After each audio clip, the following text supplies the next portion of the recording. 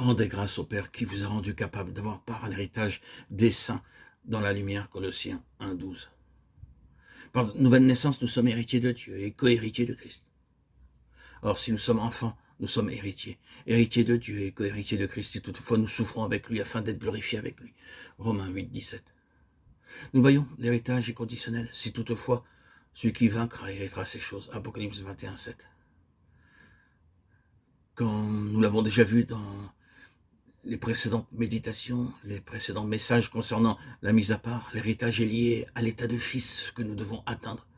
Je ne vois pas comment des enfants pourraient paître les nations avec une verge de fer, Apocalypse 2,27. Non, tout cela fait partie de l'héritage pour ceux qui vaincront. Beaucoup de croyants ne veulent pas admettre l'éventualité de la perte possible de l'héritage. Cependant, les Écritures sont parfaitement claires à ce sujet. C'est pourquoi nous sommes exhortés à la vigilance et à marcher fidèlement en étant un avec le Seigneur dans sa volonté. L'exemple du peuple d'Israël nous est rappelé dans la première épître aux Corinthiens et dans celle aux Hébreux pour nous exhorter à persévérer et à courir dans la carrière afin de ne pas manquer notre entrée dans le royaume.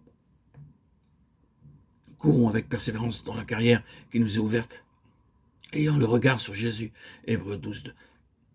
Je viens bientôt, retiens ce que tu as afin que personne ne prenne ta couronne.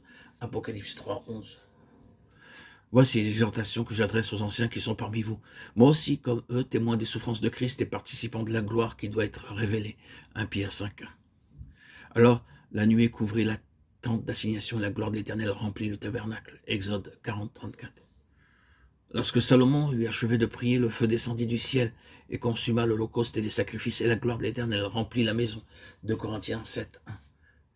Et il me montra la ville sainte Jérusalem qui descendait du ciel d'auprès de Dieu, ayant la gloire de Dieu. Apocalypse 21:10.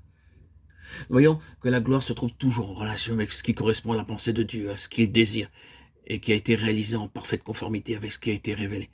Pour le tabernacle comme pour le temple, il est dit que la gloire remplissait la maison de Dieu. Cela veut dire que Dieu habitait en ces jours-là par une présence spirituelle parmi son peuple. Dieu se tient là où il est honoré. Lorsque la gloire vint dans le lieu très saint du tabernacle et du temple, les sacrificateurs ne purent entrer dans la maison de Dieu. Ceci nous montre que la gloire est à Dieu seul. Comprenons bien, si nous voulons voir la gloire de Dieu dans son Église aujourd'hui, nous devons tout d'abord l'établir comme notre tête suprême et lui laisser le soin de gouverner notre vie, de rechercher son plan pour son Église en nous attendant à lui, afin qu'il nous montre comment nous devons édifier sa maison spirituelle. Tant que l'homme conduira les choses, nous ne verrons jamais la gloire de Dieu. Il nous laissera nos occupations et se tiendra entièrement en dehors. Dieu est le seul maître de son œuvre. Il sait ce qu'il veut faire et comment il le veut. Il accorde des ressources, qu'elles soient spirituelles, physiques ou matérielles, pour réaliser ce qui lui tient à cœur. La gloire dont il nous rend participants doit commencer dans notre vie personnelle, car nous sommes individuellement sa demeure. Si nous lui laissons le soin de tout gouverner en nous, il rendra sa présence consciente. Mais cela implique, comme pour le tabernacle, le temple, l'exclusion de l'homme naturel, l'homme charnel, le vieil homme, parce que lui seul doit être en vue. C'est en regardant à Christ que nous pouvons prendre conscience de sa présence et nous laisser gouverner par lui. En ces jours, son fardeau demeure la constitution de son Église selon le modèle céleste qui est en Christ, dont la finalité sera la sainte cité, ayant la gloire de Dieu. Cette sainte cité, ce sont les pierres vivantes entièrement livrées entre les mains du Dieu vivant qui s'édifie en une maison spirituelle. Cette espérance merveilleuse nous permet de vivre dans la perspective de cet événement glorieux. Lorsqu'il paraîtra, nous serons semblables à lui, parce que nous le verrons tel qu'il est. 1 Jean 3:2.